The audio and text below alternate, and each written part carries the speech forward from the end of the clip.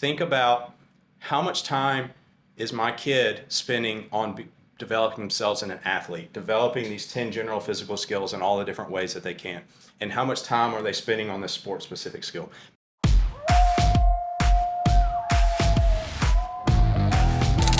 All right, so this is something I've thought a long time about.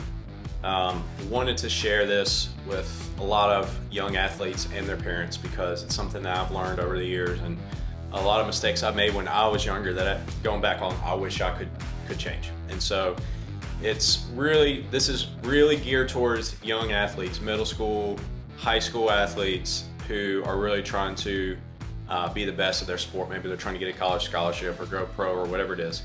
And the things that they're doing. Growing up, I played a ton of baseball, so I'm going to speak mostly about baseball. I played a lot of other sports, but I see a lot of this in modern baseball, and I think some of these changes can really, and I've seen it happen with other kids, can really have a huge impact on the trajectory of a young athlete's career. And this applies to pretty much any sport, and I'll go into a little bit of specifics as well. But basically what it boils down to is what I see and what I did is kids spending way too much time trying to get better at their specific sport without spending near enough time trying to become better athletes. And what that's doing is they're limiting their peak in their performance. And so I'm going to get into detail on the specifics of how I would recommend people doing that and walk through that. But before we start, Tyler, I wanted to ask you, you played sports when you were a kid, right? Yeah. Thinking back, who's the best athlete or who progressed the farthest in any sport that you played with? Like when you think of growing up, who's the best athlete you ever played against or with? It's like someone who. Yeah, local kid, high school kid, whatever. Somebody that went pro or something. Can you think of anybody? Chris Allen. Chris Allen. All right. So let's.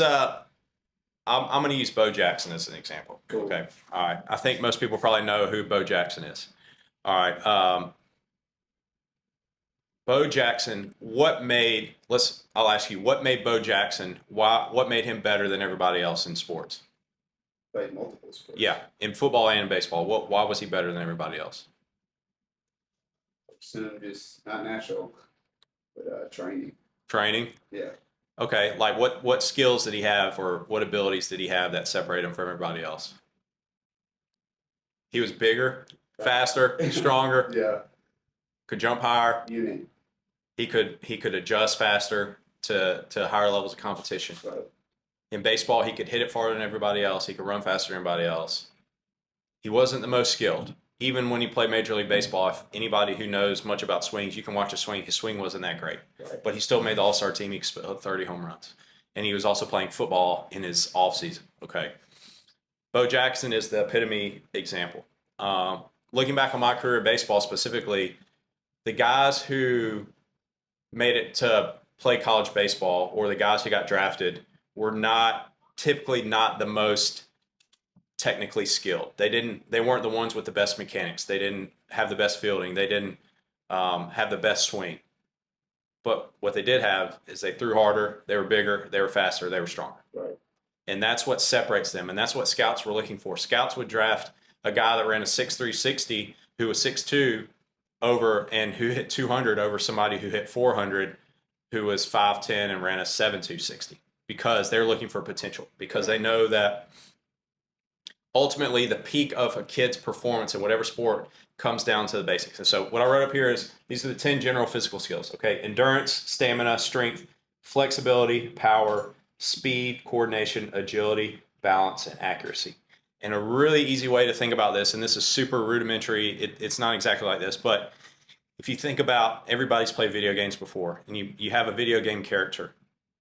You want to try to maximize each of these as much as you can. Right. And each of these has lots of different components, like strength, for example. It could be leg strength, rotational strength, upper body strength, speed strength, overall like absolute strength. There's so many different areas in that, but we want to try to maximize each of these as much as we can, because what that's going to allow is it's going to give us a broader base of general athletic skills that when we actually apply that to our sport, it's going to allow us to be able to perform better. Okay. Baseball is a great example. If we get stronger, we're going to be able to hit the ball harder. We're going to be able to hit the ball farther. Okay. If you're not very strong and you hit the ball as hard as you can and they catch it at the warning track, it's an out.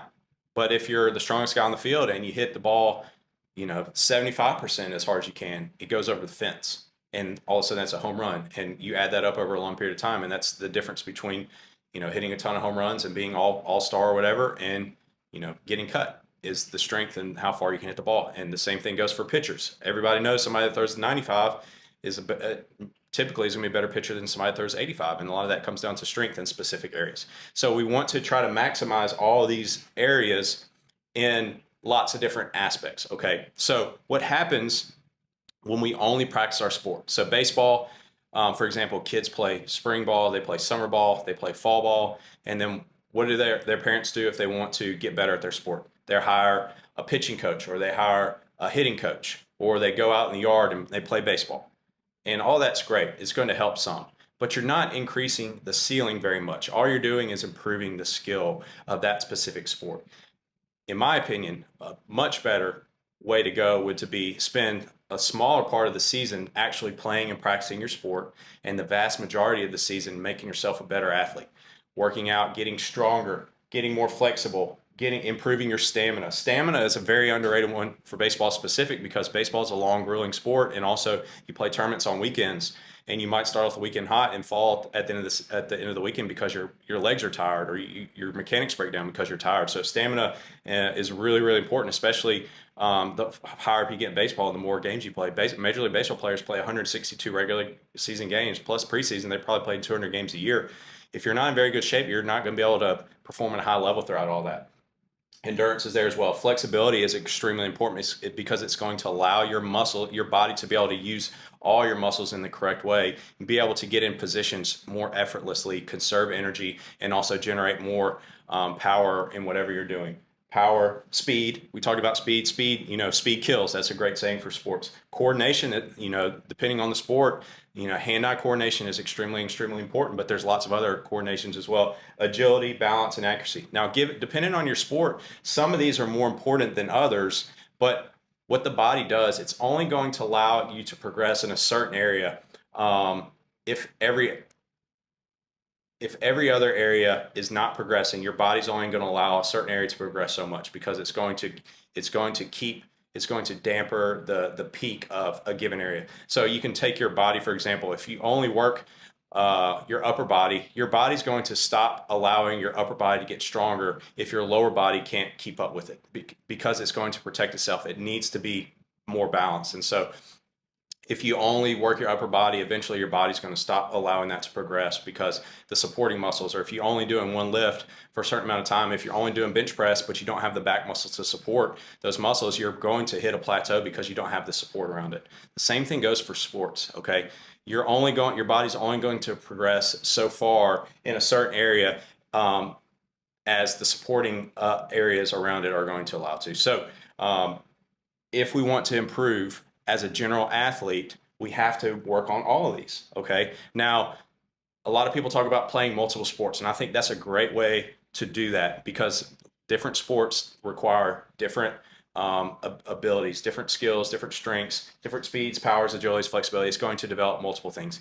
But in my opinion, the most time you should be spending should be in the weight room, doing constantly very functional movement at relatively high intensity, because that is the most proven way to develop all these things consistently over a long period of time. And I've seen a lot of kids come through Coyote who have gone on to perform extremely high in their given sport.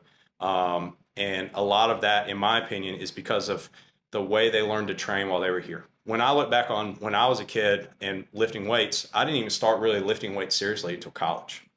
And even when I did, it was the slow bench press, leg press, that type of thing that most people did. Yeah, I got stronger, but I wasn't becoming more explosive. I wasn't developing my coordination, my flexibility. I was in the training room a lot because I got strong and tight. Whereas looking back on it now, I should have been spending a lot more time doing the Olympic lifting movements, stretching, developing my endurance, and all that type of stuff. I did CrossFit for 1 month before my last year of baseball, and I felt better for that last year than I ever had any other year, just from 1 month of CrossFit, because I was all of a sudden training my body in lots of different ways that I hadn't done before.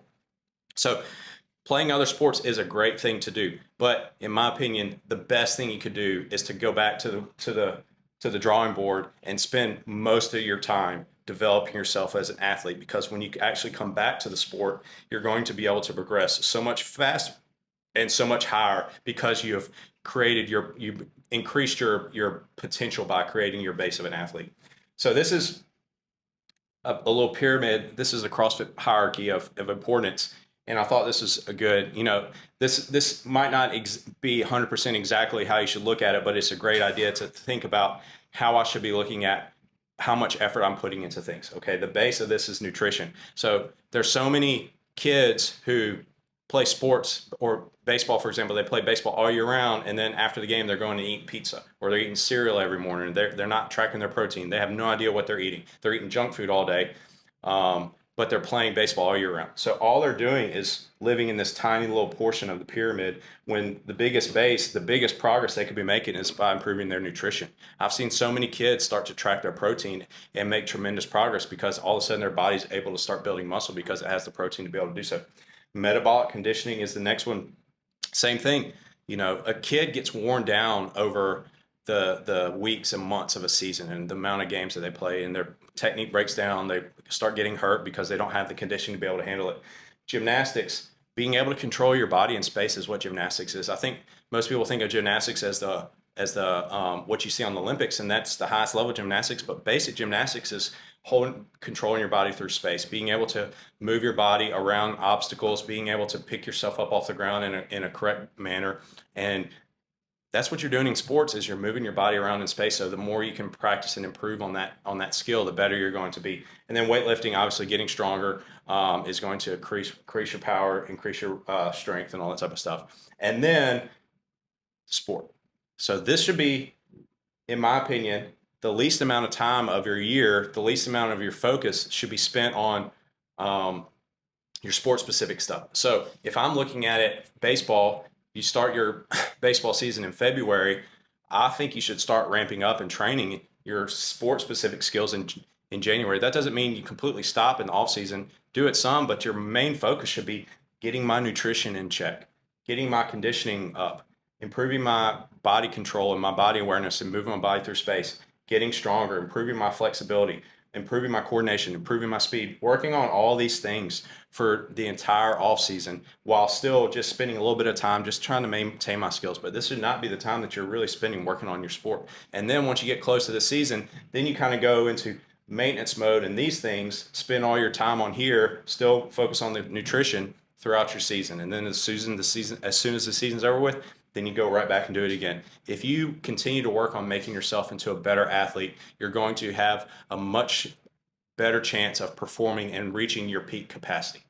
The kids that I know that played baseball year round, a couple things happened. A lot of them got burned out and quit, okay, because that's all they did. Number two, they kind of hit a plateau and peaked, and they never really progressed much more because they were never working on getting stronger. They were never developing other skills. Yeah, they had really good technique. Yeah, they had really good swings, but they didn't have the power or the speed or the strength to be able to do a whole lot of damage. Whereas the people who were playing multiple sports and working out and lifting weights and doing all those other things, they're the ones that continue to progress as we, moved on into high school and then into college and moved on afterwards.